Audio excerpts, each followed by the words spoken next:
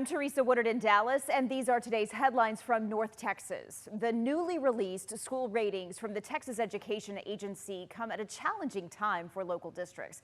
Many of them have been forced to close schools and consolidate campuses as they work through budget shortfalls. Tiffany Liu looked into whether that is impacting student performance. The A through F accountability ratings come after many districts had to close schools. We wanted to see what happened with ratings of these campuses impacted by consolidation.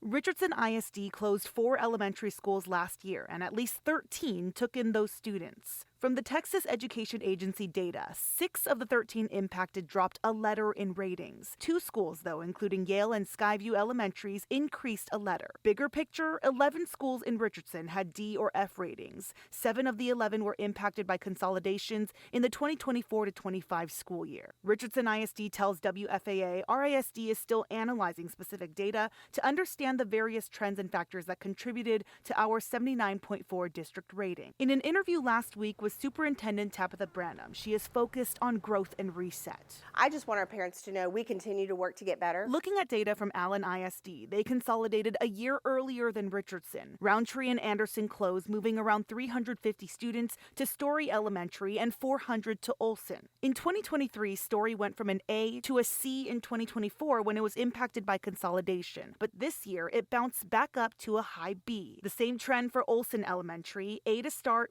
B when new students joined, and back to A this year. Circumstances happen. At Garland ISD, it's a different story. We've already consolidated 12 schools into 6. In the first year of consolidation, instead of lower ratings, Superintendent Dr. Ricardo Lopez confirms. Every single one of our consolidations accelerated. Park Crest and Williams Elementary consolidated, going from F and D ratings to a high C at 79. Freeman and Golden Meadows Elementary combined, changing their C and B ratings to a solid A at 93. Even Centerville and Hanley Elementary together went from a low F and D to a B at 81. A non-negotiable in these consolidations is these kids cannot lose ground. I'm Tiffany Liu. We have learned another district in North Texas is now at risk of a state takeover. Marilyn Miller Language Academy in Lake Worth ISD has received an F grade for 5 straight years. In a statement, the district said they are committed to improvement across all grade levels, and they say they have a plan in place to do it. A new mobile coffee shop in Fort Worth had its opening day all planned out for this weekend. But instead, the owners had to spend the day turning everybody away because someone stole the generator that powered their entire business. Here's Richard Solomon now with what happened. These would be open with the menu out. This was a day Ashley Preston had circled on her calendar. This machine is from Melbourne, Australia. The first day of business for her coffee trailer, Coastal Coffee in Fort Worth. It is like the best of the best when it comes to coffee equipment. But on Friday, that dream stolen overnight. When I got here this morning, I noticed that both of these doors were just wide open. Preston says when she came to the trailer Saturday morning, the generator was missing. Fort Worth police tell WFAA they're still in the early stages of this investigation, but they know someone took multiple items from the shed after breaking into it. Preston says prior to Saturday, they passed out 4,000 flyers in the neighborhood. There's only so many days left in August. And had to turn customers away. As a business owner, there's like a lot of anxiety that does come up when you make a promise to customers and you can't deliver on it.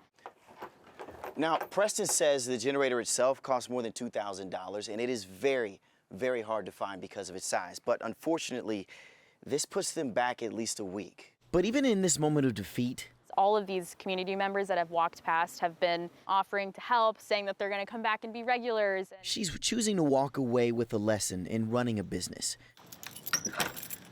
And that is, tomorrow's a brand new day.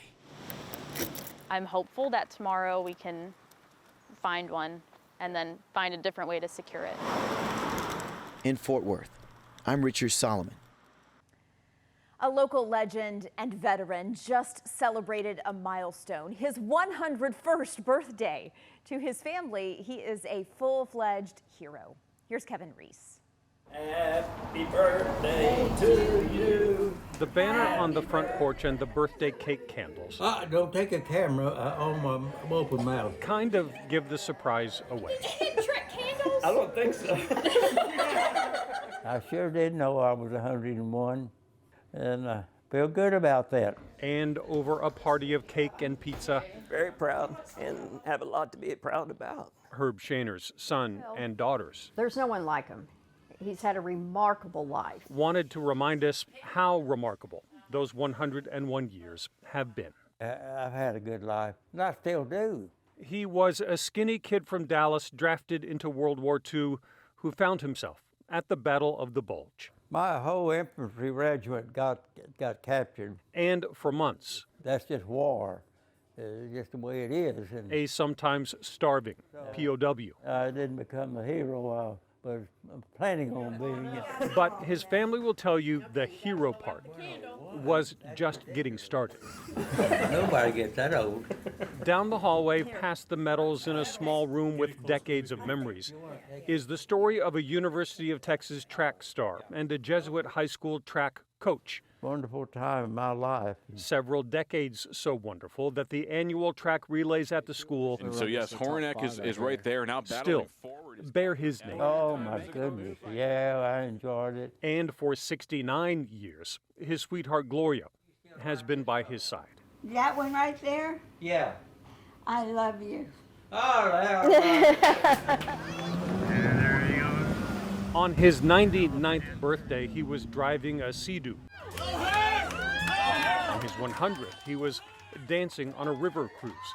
And at 101 admits he might be slowing down a bit. But his son says one memory We'd be proud of him if he never accomplished anything. might describe him best. In 2019, when a tornado struck Dallas, his son had to abandon a heavily damaged house and walk to a police roadblock. We come out of the neighborhood, and there's my dad standing across the street. At 95 years old, Herb Shaner had driven across town to help. He had seen it on TV. He came to get us. So never mind the room full of stuff over here. That tells me a lot. He's my hero. A hero, not because he has a room full of trophies and medals. Well, he's been my hero my whole life. His kids want you to know that life as a good husband and dad, with Gloria's help, is worthy hero stuff too. Happy birthday to you. In the Lakewood neighborhood of Dallas. I'm Kevin Rose. Heroic dads are the best. Those are your headlines from North Texas.